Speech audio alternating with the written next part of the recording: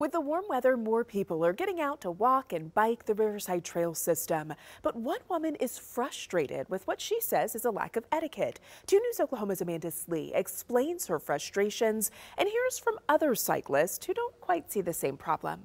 Amanda? Some parts of the Riverside Trail are separated into 2 lanes, one for cyclists and one for walkers, like at 41st and Riverside. But in other areas like near 96th and Riverside, that's not the case, and that's where one woman says she sees problems. Walking and biking is a simple, fun activity to do on the Riverside Trail system, but one woman is unhappy with what she calls lack of etiquette by other people on the trail. She says many people don't announce when they are passing from behind. I think it's the same principle as if you're on the street with your car and you turn on your turn signals to either turn left or right or change lanes. I think it's just as important when we're in this beautiful park. She says when cyclists don't warn her when they are passing, it startles her and can cause an accident. It happened to her recently.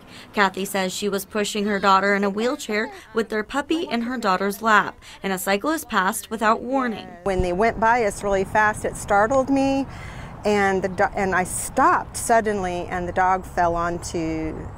Frankie wasn't hanging on tight enough, so the dog fell onto the concrete and kind of hurt himself a little bit. So it's just a safety measure, I think. Alan Cox uses these trails multiple times a week too. As a cyclist himself, he says most cyclists know how to be courteous on the trails. He does agree lack of etiquette can be dangerous. You have a startle response, you'll jerk your handlebars and you'll end up on the ground. That's why he makes sure to shout out his actions and use hand signals once he passes someone. If I'm headed that way going straight down the trail and I'm coming back behind somebody, I yell on your left to give them a little bit of awareness. But you know, they could be listening to music and everything else, but I just make sure to try and project nice and loud that, hey, I'm behind you. While Alan and Kathy don't agree on how often trail users extend this courtesy, they both say it's a simple action that makes the trail safer for everyone. Freak accidents do happen, and I would hate to see that. It's a minimum effort for maximum safety type thing. The River Parks Authority says they encourage all users to practice trail etiquette and courtesy when using the park system. In the studio, Amanda Lee, 2 News Oklahoma.